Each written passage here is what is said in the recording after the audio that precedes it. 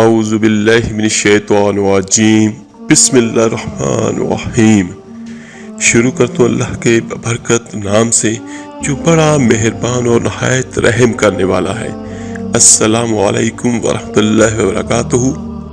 میرے عزیز بھائیوں بہنوں اور بچوں، آج کی اس ویڈیو میں آپ کو بیان کروں گا شب قدر کی اہمیت اور فضیلت، اور شب قدر میں کثرت کے ساتھ پڑھی جانے والی دعا جو آقا کریم دو جہاں صلی اللہ علیہ وآلہ وسلم کی بتائی ہوئی دعا ہے، وہ بھی میں آپ کو بیان کروں گا۔ اور شب قدر آخری عشرے کی تمام طاق راتوں میں آپ کو میں ترتیب کے لحاظ سے کچھ پڑھنے کے لیے بھی بیان کروں گا۔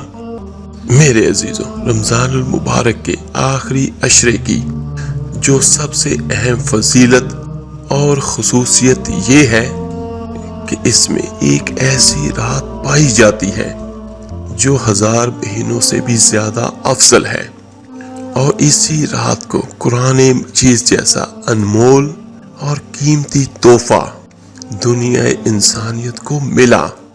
اللہ جل شانہ نے اس رات کی فضیلت میں پوری سورت نازل فرمائی ہے۔ قرآن پاک میں ارشاد ہوا، ہم نے قرآن کو شب قدر میں نازل کیا ہے۔ اور آپ کو کیا معلوم کہ شب قدر کیا ہے؟ شب قدر 1000 مہینوں سے بھی بہتر ہے۔ اس میں فرشتے اور جبرائیل امین اپنے رب کے حکم سے ہر کام کے لیے اترتے ہیں۔ یہ رات سراسر سلامتی اور فجر کے طلوع ہونے تک رہتی ہے۔ چنانچہ شب قدر کی عبادت کا ثواب 1000 مہینوں یعنی کم و بیش 83 سال کی عبادت سے زیادہ ہے۔ تو میں اسی حساب سے آپ کو چند عمل بتاؤں گا جو آپ نے کرنے ہیں، اور ہر مرد و عورت آسانی کے ساتھ کر سکے گا۔ تو انشاءاللہ تعالی جس طاق رات میں بھی شب برات ہوگی تو ہمیں اس کا بہترین اور بہتر اجر ملے گا۔ میرے آقا دو جہاں صلی اللہ علیہ وآلہ وسلم کا ارشاد ہے، شب قدر لیلۃ القدر 1000 مہینوں سے افضل ہے، اور شب قدر کو رمضان المبارک کی آخری طاق راتوں میں تلاش کرو۔ میرے عزیزوں، طاق راتیں کون سی ہیں؟ 21، 23، 25، 27 اور 29۔ ان طاق راتوں میں کوئی ایک رات شب قدر کی ہے، اور یہ میرا اللہ بہتر جاننے والا ہے کہ وہ کون سی رات ہے اور وہ کس کو نصیب ہوگی۔ حضرت انس رضی اللہ تعالیٰ عنہ فرماتے ہیں کہ رسول پاک صلی اللہ علیہ وآلہ وسلم نے ارشاد فرمایا کہ جب شب قدر آتی ہے تو جبرائیل علیہ السلام ملائکہ کی جماعت کے ساتھ آتے ہیں اور ہر اس بندے کے لیے دعائے مغفرت کرتے ہیں جو کھڑے ہو کر یا بیٹھ کر اللہ کے ذکر میں مشغول رہتا ہے۔ اور پھر جب انہیں عید الفطر کا دن نصیب ہوتا ہے تو اللہ تعالیٰ ان بندوں پر اپنے فرشتوں کے سامنے خوشنودی کا اظہار کرتا ہے، اور اللہ کریم فرماتا ہے، اے میرے فرشتوں، اس مزدور کی اجرت کیا ہے جو اپنا کام پورا کر دے؟ تو فرشتے عرض کرتے ہیں، اے ہمارے رب، اس کی اجرت یہ ہے کہ اس کو پورا معاوضہ دیا جائے۔ تو میرا اللہ کریم فرماتا ہے، اے میرے فرشتوں، میرے بندوں نے میرے مقرر کیے ہوئے فرض کو ادا کر دیا ہے، اور اب وہ گھروں سے دعا کے لیے عیدگاہ کی طرف نکلے ہیں۔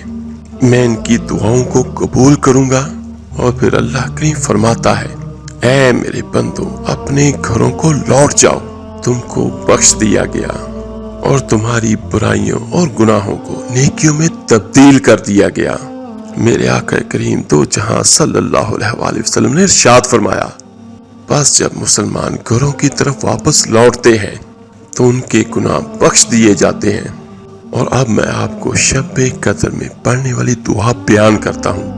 اما عائشہ رضی اللہ تعالیٰ عنہ فرماتی ہیں کہ میں نے رسول اللہ صلی اللہ علیہ وآلہ وسلم سے پوچھا کہ یا رسول اللہ صلی اللہ علیہ وآلہ وسلم، اگر مجھے شب قدر معلوم ہو جائے تو میں اس میں کیا کروں؟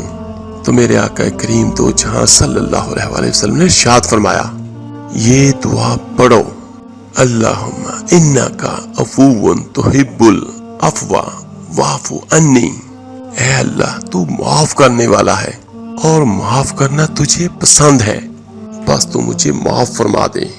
اس رات اللہ تعالیٰ گناہوں کی بخشش کرتا ہے۔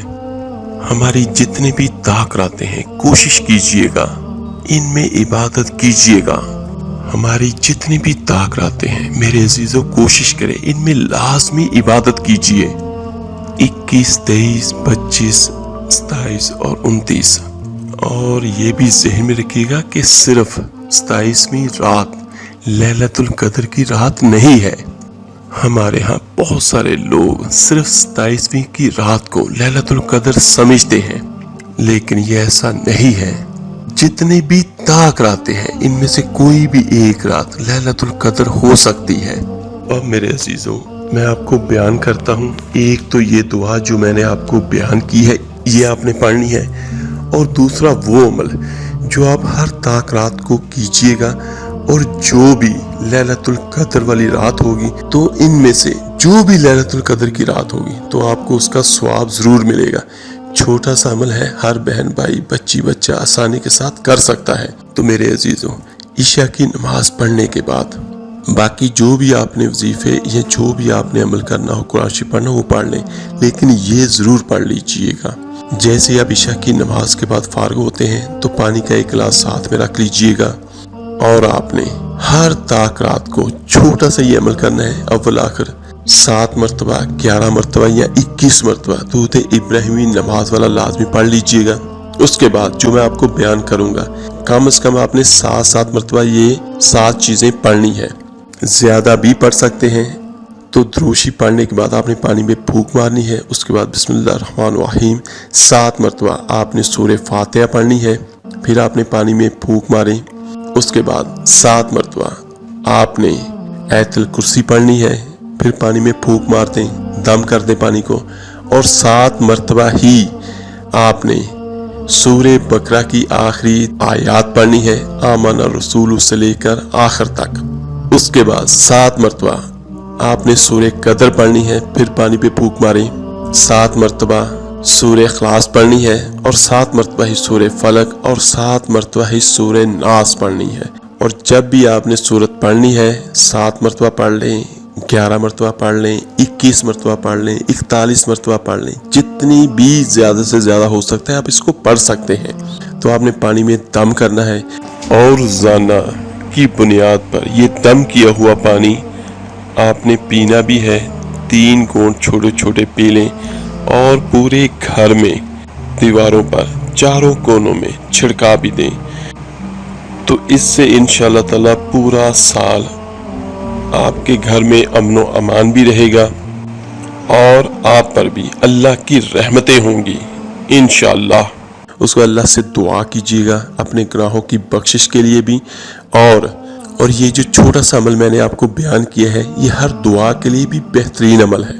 اگر آپ پہ کوئی بندش ہے، کوئی بری چیز ہے، کوئی آپ کی حاجت ہے، تو آپ جتنا زیادہ سے زیادہ ہو سکتے اس کو پڑھ لیں، وہ دعا بھی پڑھتے رہیں اور یہ بھی پڑھیں، تو اللہ سے دعا بھی کیجیے گا۔ اور اس کا ایک فائدہ تو یہ ہوگا، اور دوسرا فائدہ کیا ہو گیا کہ ہر طاق رات میں آپ جب یہ عمل کریں گے تو لیلۃ القدر کی جو بھی رات ہوگی تو 1000 مہینے کی عبادت سے بہتر ہے۔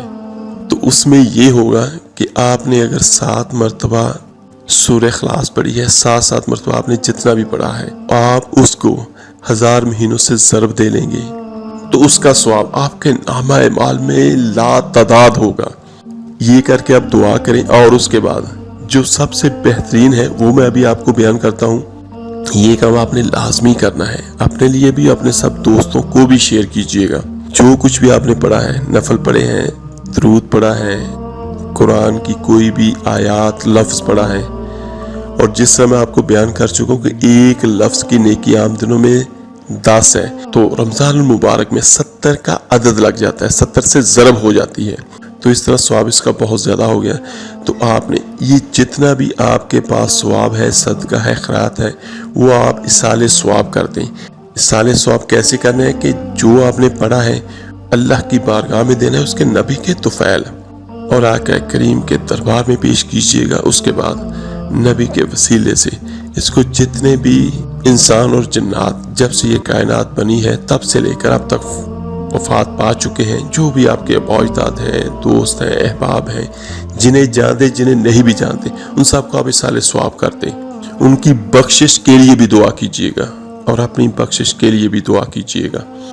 چلے میرے عزیز بھائی اور بہنوں، اس ویڈیو کو لائک اور شیئر ضرور کیجئے گا صدقہ جاریہ سمجھ کر۔ آپ کے ایک شیئر کرنے سے جو کوئی اللہ کا نام پڑھے گا، اللہ کا کلام سنے گا، اس کا ثواب، اس کا اجر آپ کو، مجھے، ہم سب کو ہوگا۔ تو ملتے ہیں جلدی انشاءاللہ تعالیٰ ایک نئے وظیفہ عمل کے ساتھ۔ اپنا بہت بہت خیال کیے گا۔ اللہ حافظ۔ صلی اللہ علیہ وسلم